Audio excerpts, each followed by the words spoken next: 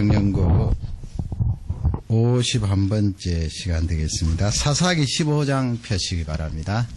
사사기 15장 되겠습니다. 오늘 계속해서 사사기 15장 삼손 세 번째 시간 되겠습니다. 삼손 고향을 그림으로 한번 보시기 바랍니다. 삼손 고향입니다. 거의 요즘은 사람들이 많이 없는 것 같습니다. 그러나 옛날에는 촌락을 이루고 또 농사를 지으면서 저곳에서 사람들이 살았다 하는 것을 볼 수가 있고요. 그 갈릴리 쪽으로 약간 치우쳐서 있습니다. 그 성지가 길쭉하게 그렇게 되어 있잖아요. 위쪽으로 약간 치우쳐서 단 지파가 소속된 그런 땅인데 아모리 족속이 단 지파를 몰아내고 단 지파가 한쪽으로 쏠려서 그렇게 살게 되는데요. 이 삼손이 단 지파 소속이 되겠습니다. 지난 시간에 이어서 가정과 사역에 대해서 살펴보기를 원합니다. 오늘은 두 가지 정도 15장을 통하여 살펴보기를 원합니다. 첫 번째는 그 동력이 얼마나 중요한가, 그 팀으로 일을 하라는 거죠. 세상도 조직을 갖추어서 기업이라든지 공동체를 이끌어 나갑니다만은 하나님의 교회, 하나님의 일도 팀으로 동력으로 그렇게 귀한 일들을 감당하라 하는 그런 메시지고요. 사역뿐만 아니고 가정도 마찬가지입니다. 가정 공동체도 혼자 독주하는 것이 아니고 팀으로 동력을 하는 것입니다. 자녀들도 마찬가지고요. 그 부분에 대해서 이제 삼손은 좀 부족하기 때문에 하나님께서 이런 말씀을 통하여 우리에게 팀으로 사역하는 것을 강화하라, 그런 내용이 되겠습니다. 먼저 그 15장을 손으로 접어두시고요. 전도서 한번 찾아보겠습니다. 전도서 4장. 전도서는 솔로몬이 지은 시가서가 되겠습니다. 시편, 잠언, 전도서 4장. 솔로몬이 이런 부분에 대하여서 또 우리에게 주시는 귀한 말씀인데요. 전도서 4장 12절 되겠습니다. 여러분 잘 아시는 성경이죠. 4장 12절을 우리 다 같이 한음성으로 받들겠습니다. 한 사람이면 패하겠거니와 두 사람이면 능히 당하나니 삼겹줄은 쉽게 끊어지지 아니하느니라. 그 솔로몬이 후반기에는 좀 잘못한 것이 많습니다만은 이 잠언, 전도서 주옥 같은 말씀으로 성령께서 우리에게 주신 말씀입니다. 한 사람이면 50대 50 아닙니까? 상대방도 한 사람. 그러나 상대방이 숫자가 많으면 거의 지기 마련인데요. 한 사람이면 질 수 있지만은 둘이면 방어를 할 수 있다 그랬습니다. 한 사람은 또 지키고 한 사람은 막고 이렇게 해서 둘이면 방어할 수 있고요.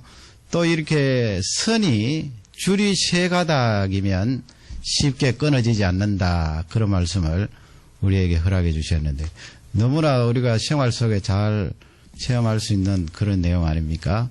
여기 포트만 브릿지도 보면은 현수교인데 긴 이 와이어를 가지고 이렇게 연결해서 다리를 건설했는데요.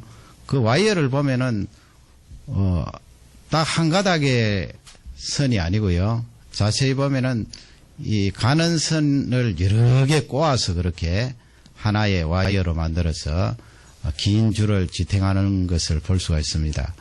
그 한 가닥 선으로 해놓으면 튼튼할 것 같지만은 쉽게 부러져요. 그렇기 때문에 공학자들이 여러 작은 와이어를 연결을 해서 꼬아서 그렇게 튼튼한 와이어로 다리를 건설하는 것을 볼 수가 있는데요.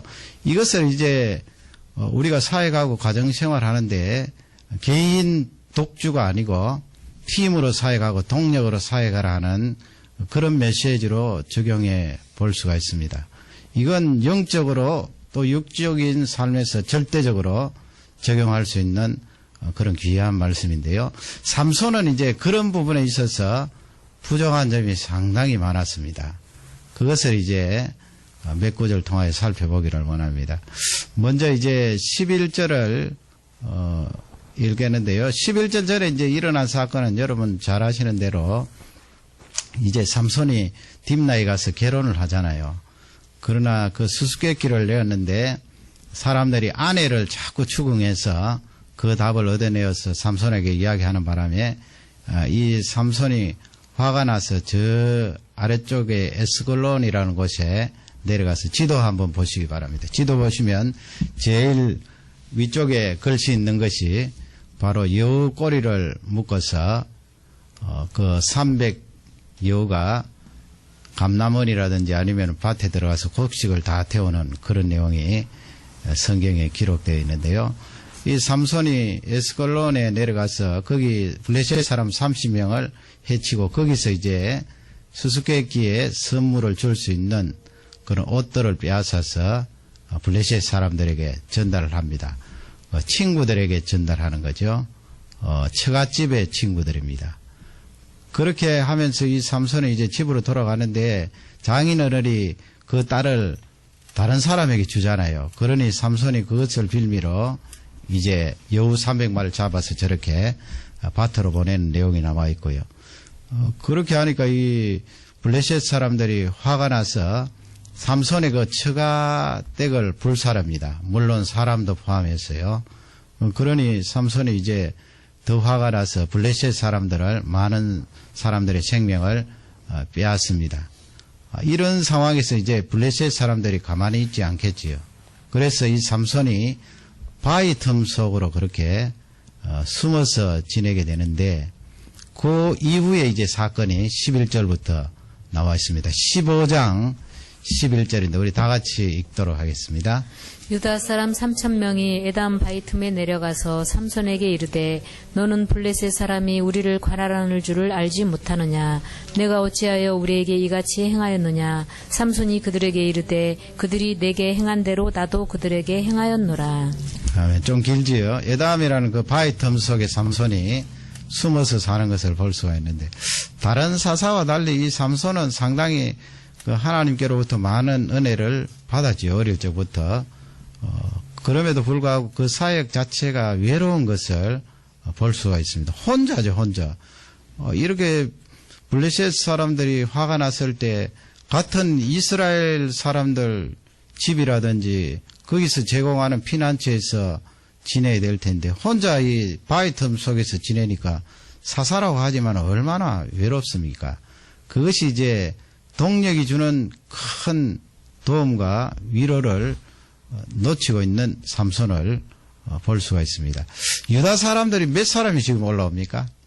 3,000명 이렇게 올라오는데 3,000명 올라온 이유가 무엇인가 하면 삼손을 잡기 위해서요. 그 블레셋 사람들이 이제 삼손에게 화가 나서 유다 지방 쪽으로 군사들을 이끌고 진을 쳤거든요. 그러니 유다 사람들이 겁이 들어나서 그 블레셋 사람들을 화나게 한 삼손을 잡아서 넘기려고 이제 바위 틈 속에 사는 그 삼손에게 찾아오게 된 것입니다. 그 11절 중간에 보면 그런 말이 있죠. 블레셋 사람들이 우리를 관할하는 줄 네가 알지 못하느냐. 그 말씀은 블레셋 사람들이 오래도록 이스라엘 백성들을 다스리고 있는데 네가 왜 그 블레셋 사람들의 화를 부추겨서 이렇게 또 우리가 고통을 당하게 하느냐. 그런 말이에요. 여러분 그 말이 주는 뉘앙스가 무엇입니까? 이 유다 백성들, 이스라엘 백성들이 사사 삼손에 대한 사역을 깊이 이해하지 못하고 있다는 말씀이에요. 또 삼손도 이스라엘 백성들을 향해서 자기가 행하는 그 사역을 충분히 설명하지 못하였다는 거예요. 더욱이나 이스라엘 백성들이 지금 자기 자신들이 왜 이렇게 블레셋에게 고통을 당하는가 그 부분에 대해서 무지했다는 것입니다. 그러니 자기들을 건져줄 그 삼손에게 와서 도로 나무래고 있는 것입니다. 하나님께서 이것을 아시기 때문에 그 이스라엘에게 동력으로 사역할 수 있는 그런 길을 활짝 열어 놓으셨다기보다는 삼손에게 혼자 강한 힘을 발휘하여서 블레셋을 무찌를 수 있도록 그렇게 하신 거예요. 이스라엘이 잘 모르니까요. 얼마나 무지했으면 그 사사를 잡아서 넘기려고 이렇게 찾아왔겠습니까? 그러니 여러분 여기서 삼손이 홀로 독주를 하고 있다는 것을 우리가 알 수 있고 이스라엘 백성들이 그 사사와 손을 잡고 같이 사역을 감당하지 않았다는 것을 알 수가 있습니다. 기도원을 한번 생각해 보시기 바랍니다. 기도원이 부름을 받았지요. 그리고 기도 응답을 받고 그 다음에 하는 일이 무엇입니까? 이스라엘 백성들을 모으잖아요. 군사들을 모아서 3만 명 이상 집결시키고 하나님의 응답을 받는데 거기서 2만 2천 명 추려내고 또 10,000명 추려내고 이렇게 해서 결국 남은 숫자가 300명. 그렇게 되어서 300명이 미디안 적진에 들어가서 전쟁을 하게 되는데 그러나 300명 하나님께서 추려내라고 해서 추려냈지만은 그 동력입니다. 같이 사역을 감당했어요. 기도원이. 그러나 이 삼손은 지금 이스라엘 백성들하고 삼손 사이에 전혀 소통이 없어요. 서로 손잡는 것이 없고요. 도리어 이스라엘 백성들이 사사를 잡아서 넘겨주려고 이렇게 찾아온 것을 볼 수가 있습니다. 신약에 사는 우리에게 하나님께서 이 말씀을 적용하라고 명령하실 때는 절대적으로 가정이나 사역은 동력이 필요하다. 팀으로 사역해야 되는 것이 필요하다는 것을 우리에게 잘 알려주고 있습니다. 12절을 다 같이 읽도록 하겠습니다. 12절입니다. 그들이 삼손에게 이르되 우리가 너를 결박하여 블레셋 사람의 손에 붙이려고 이제 내려왔노라. 삼손이 그들에게 이르되 너희는 친히 나를 치지 않겠다고 내게 맹세하라. 어떻게 보면 삼손이 자기 민족을 굉장히 사랑하고 있는 거예요. 왜냐하면 그 힘을 가지고 그 3,000명 왔지만은 내리치면은 말이죠. 많은 사람들을 상하게 할 수 있을 텐데 도리어 그 유다 사람들에게 너희들이 나를 치지 않겠다고 그렇게 맹세를 하라. 그렇게 하면서 순순히 잡혀줍니다. 잡혀주는 것은 자기 힘을 하나님께서 자기에게 힘을 주신 것을 알고 있기 때문에 그렇게 묶여준 거예요. 13절 말씀을 다 같이 읽겠습니다.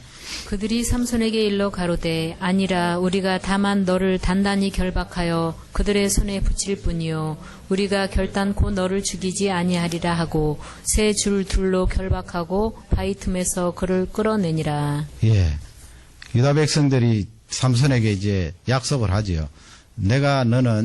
우리들은 너를 결코 해치지 않을 것이다.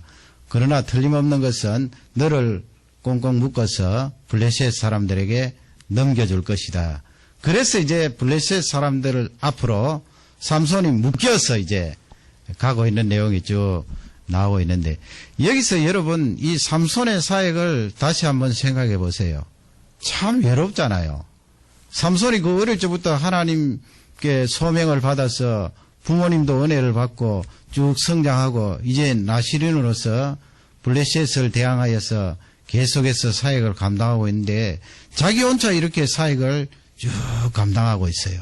그러니 이 유다 백성들에게 잡혀서 넘겨주는 이런 내용이 나오고 삼손 자신도 그 부분에 대해서 다른 한글을 하지 못하고 이스라엘 백성들에게 설명도 하지 않는 내용을 볼 수가 있습니다.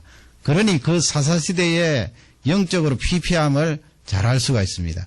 원래 하나님께서 그러면 동력을 하도록 그렇게 길을 열어주시지 아니에요. 그만큼 영적으로 피폐했기 때문에 동력이 안 되는 거예요. 동력이 안 되기 때문에 삼손을 홀로 세우셔서 그에게 강력한 능력을 부어주신 것을 볼 수가 있습니다.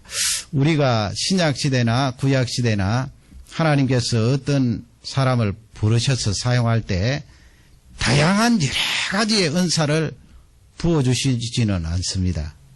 A라는 사람이 하나님의 일을 감당하는데 이것도 하고 저것도 하고 수십 가지 여러 개 다 감당할 수 있는 그런 능력을 하나님께서 부어주실 리가 없어요.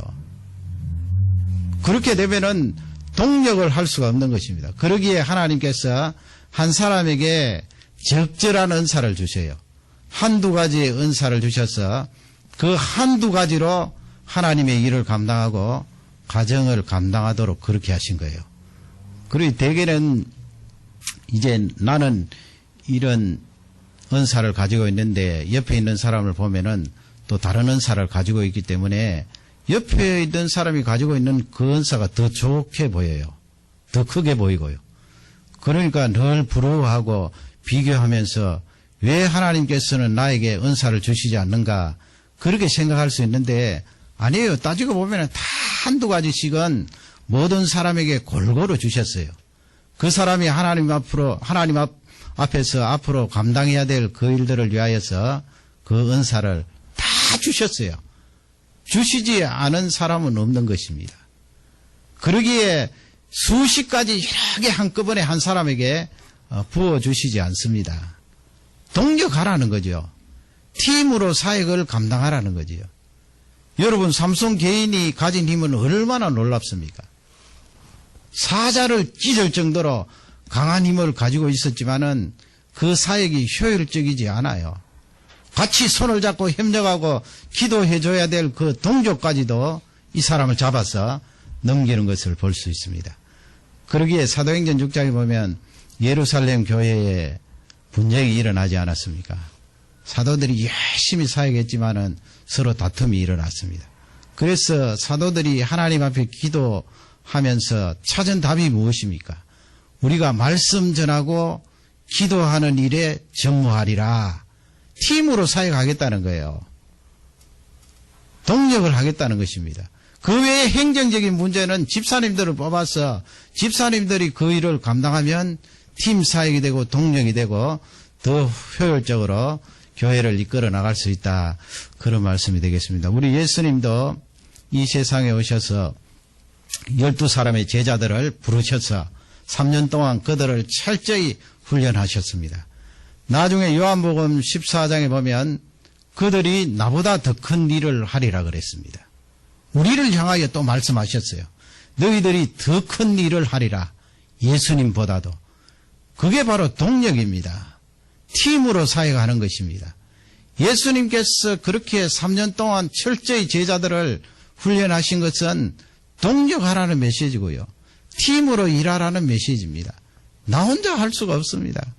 그래서 우리는 기도할 때 하나님 아버지 팀으로 동력으로 사역을 감당할 수 있도록 좋은 동력자들을 세워주십시오. 보내어주십시오. 그렇게 기도하는 일이 대단히 중요합니다. 가정도 마찬가지예요. 우리 부모님들이 이제 가정에 어려운 일이 있고 그렇게 하면은 자녀들에겐 대개 이야기하지 않는 경우가 많은데요. 저도 뭐 그럴 때가 많지요. 그러나 곰곰이 생각해 보면 어느 정도는 자녀들에게 다 이야기해야 돼요. 뭐 달라고 이야기를 합니까? 기도하기 위해서요. 어쩌면은 자녀들이 기도하면 더 잘 들어주는데 우리 부모님들은 자녀들 걱정할까봐 자녀들 불안하면은 공부하는데 지장이 있을까봐 그 이야기하지 않는데 그렇지 않아요. 가정도 동력이거든요. 동력이라고 말할 때는 부부간 부모님만 동력하는 것이 아니고 자녀들도 같이 들어와야 돼요. 같이 그 문제와 어려움을 놓고 간절히 기도하는 것입니다. 그러면 하나님께서 응답해 주시죠. 그 응답의 체험을 자녀들이 배울 수 있고 훈련을 받을 수 있게 되는 것입니다. 자녀들과 함께 동력하는 거지요. 열심히 기도하는 거예요. 여러분 우리 교회를 위하여서도 많은 동력자들을 보내주셔서 하나님께서 원하시는 그 구석구석 들어가서 사역을 감당할 수 있도록 계속해서 기도해 주시기를 주님의 이름으로 축원합니다. 두 번째 이제 살펴볼 것은 15절 이하의 말씀인데요. 끊임없이 지속적으로 능력이 공급되어야 된다는 거예요. 거기 능력이란 말씀은 하나님의 능력입니다. 우리가 이 세상 살아가는데 한번 능력을 공급받고 끝나는 것이 아니고요. 계속해서 매 순간, 매 시간, 1년 365일 계속해서 하나님의 능력을 공급받아야 가정과 이 교회가 사역을 감당할 수 있다 하는 그런 귀한 말씀이 되겠습니다. 우리 15절, 16절 말씀을 다 같이 읽겠습니다. 삼손이 나귀의 새 턱뼈를 보고 그 손을 내밀어 취하고 그것으로 1,000명을 죽이고 가로되 나귀의 턱뼈로 한 더미 두 더미를 쌓았으며 나귀의 턱뼈로 내가 1,000명을 죽였도다. 이제 삼손이 유대 사람들에게 붙잡혀서 꽁꽁 묶여서 이제 다가오는데 여호와 하나님께서 그 블레셋 사람들 앞에 삼손이 서니까 갑자기 권능 능력과 힘을 부어주셔서 마치 그 불탄 삼줄이 끊어지듯이 힘을 주니까 끊어졌어요. 그래서 여러분 근본적으로 삼손이 머리가 길어서 힘이 나온 게 아니에요. 하나님께서 아마 머리 길어도 힘을 그때그때 공급해 주시지 않으면 삼손이 그런 큰 힘이 나올 수가 없어요. 하나님께서 힘을 주시는 거죠. 머리가 길지만 계속해서 그때그때 힘을 하나님께서 주셔야 돼요. 그래서 이 삼손이 줄을 끊어버리고 죽은 나귀의 턱뼈를 가지고 이제 블레셋 사람을 치는데 그 15절 16절에서 몇 사람을 쳤다고요? 1,000명이에요. 1,000명. 한 사람이 어떻게 1,000명 감당하기도 어려운데 그렇게 어떻게 쳤든지 그 사람들이 다 죽었어요. 1,000명. 실제 있었던 사건이거든요. 그렇게 1,000명을 치는데 시간도 상당히 오래 걸렸겠죠. 일순간 뭐 삼손이 죽으라 한다고 다 죽는가요? 일일이 쳤을 거 아니에요, 힘으로. 상당한 시간이 지났는데 18절 말씀에 보면 삼손의 그 상태가 어떻게 되었는가. 삼손이 자기 입으로 그렇게 고백을 하죠. 18절 말씀을 다 같이 읽겠습니다. 삼손이 심히 목마름으로 여호와께 부르짖어 가로되 주께서 종의 손으로 이 큰 구원을 베푸셨사오나 내가 이제 목말라 죽어서 할례 받지 못한 자의 손에 빠지겠나이다. 예, 삼손이 자기가 알죠. 왜 모르겠습니까? 하나님께서 그렇게 힘을 주시니까 1,000명을 처단을 했는데 그러니 거기 앞쪽에서 고백을 하잖아요. 하나님께서 종에게 그렇게 능력을 주셔서 이렇게 이길 수 있게 하셨습니다. 그렇게 고백하는데 육적인 상태는 어때요? 지금 목이 말라서 죽을 지경이에요. 거의 죽을 지경이에요. 그러니 그 1,000명 그 더운 지방에서 나귀 턱뼈를 가지고 쳤으니 얼마나 힘들겠어요. 하나님께서 강한 능력을 부어주셨지만은 육적으로 그 에너지가 고갈되는 건 있잖아요. 더욱이 이 땀을 많이 흘리니까 갈증이 와서 견딜 수가 없는 거예요. 가만히 놔두면 죽는 거예요. 그것을 이제 삼손이 자기 자신의 그 육적인 상태를 고백하는 것을 볼 수가 있습니다. 이 내용을 보면 삼손이 하나님께서 한번 능력을 부어주셔서 죽을 때까지 계속 어느 순간 자기가 생각만 하면 그 힘을 발휘할 수 있는 것으로 그렇게 생각해서는 안 된다는 거예요. 하나님께서 그때 힘을 공급해 주는데 목이 말라서 죽게 되었습니다. 이 말씀은 자신의 이 육체의 한계를 지금 하나님 앞에 고백을 하고 있는 것입니다. 육체의 한계를 가지고 있는 삼손 19절 말씀에 어떻게 합니까? 우리 19절을 다 같이 읽겠습니다.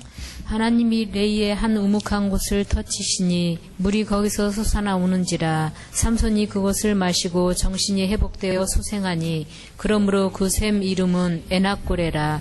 이 샘이 레이에 오늘까지 있더라. 예, 레히라는 그 장소에 에낙고레 그렇게 돼 있죠.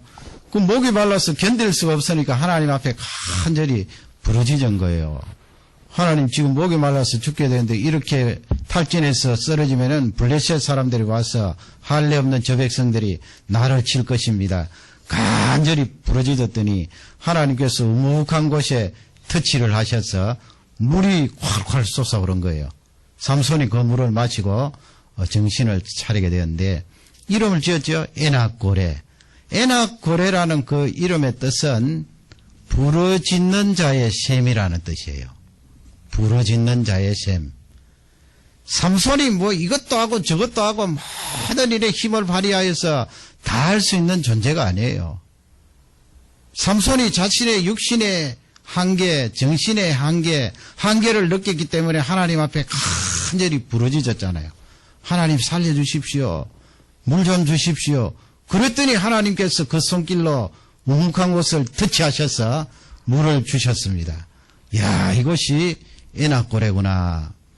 부르짖은 나에게 하나님께서 샘물을 주셨다 하는 그 고백을 하고 있는 것을 볼 수가 있습니다.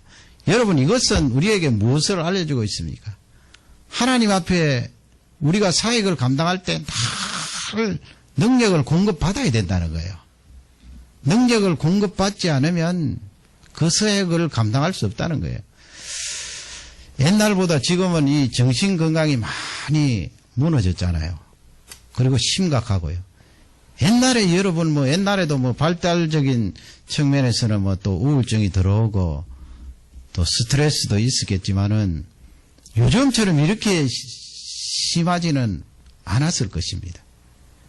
점점 더 심각해요.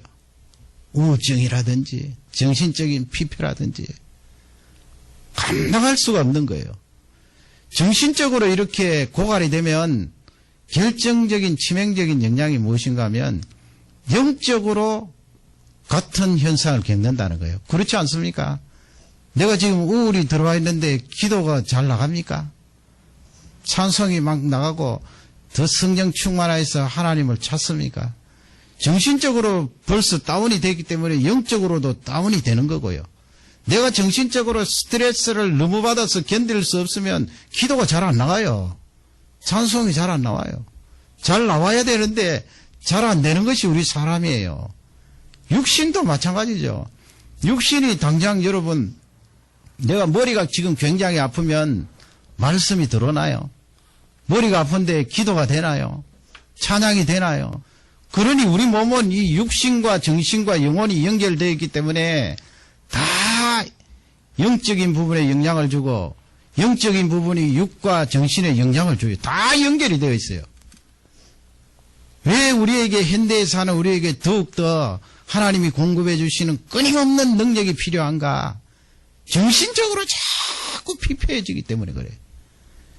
육적인 건강은 의술이 발달되어 있기 때문에 병원에 자주 가고 자주 체크하고 진단을 받으면 빨리 회복하고 고치면 어느 정도는 되는데 이 정신은 잘 안 돼요. 정신은 나도 알지 못하는 사이에 그렇게 정신적으로 무너지고 정신적으로 피폐한데 그러면 영적인 생활은 어떻게 되는가?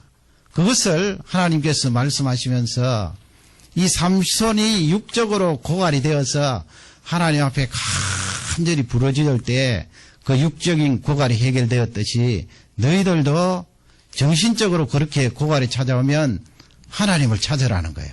부르짖으라는 거예요. 무엇을 놓고? 하나님, 내가 이 정신적으로 고갈된 이 부분에 채워주십시오. 물을 좀 주십시오. 우리 가정도 정신적으로 고갈, 나도 정신적으로 고갈, 피폐합니다. 하나님 아버지, 물을 좀 주십시오. 끊임없이 그 능력을 공급해 주십시오. 그 능력을 공급받지 않으면 참 견디기가 어려워요. 오늘 삼손 이 말씀을 통하여서 그런 부분에 적용을 하시기 바랍니다. 가정에서부터 동력이 일어나야 됩니다.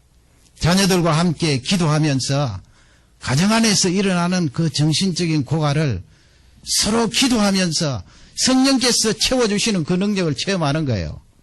그리고 사역의 현장에 가서 동일하게 능력을 공급받아서 그 사역을 동력으로 감당할 수가 있는 줄 확신합니다.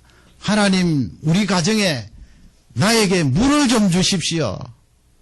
그 물이 바로 능력으로 우리에게 채워주시는 하나님의 공급입니다. 그 하나님의 공급은 부르짖고 간구할 때마다 끊임없이 우리에게 채워주시는 줄 확신합니다. 하루라도 기도 안 하고 그렇게 버티는 분들 보면은 저는 참 신기해요. 좀 그런 방법을 저한테 좀 알려주시면 좋겠어요. 수요일 나오신 분들은 그래도 기도를 많이 하시겠지요. 저는 하루라도 기도 안 하면은 굉장히 힘들어요. 그런데 어떻게 기도 안 하고 멀쩡하게 잘 살아가는 거 보면, 이야, 어떻게 무튼도 하루를 가지고 그렇게 살아가는가 좀 배우고 싶어요. 하나님 아버지, 하나님이 주시는 그 능력은 한 달에 한 번으로 되는 것이 아니고 매일매일 나에게 부어주셔야 되는데 그 능력이 오늘도 필요합니다. 그렇게 기도하시면서 우리 자녀들까지 날마다 하나님의 공급하신 능력을 통하여 승리하시기를 주님의 이름으로 축원합니다. 다 같이 우리 기도하겠습니다. 말씀을 생각하면서 기도하겠습니다.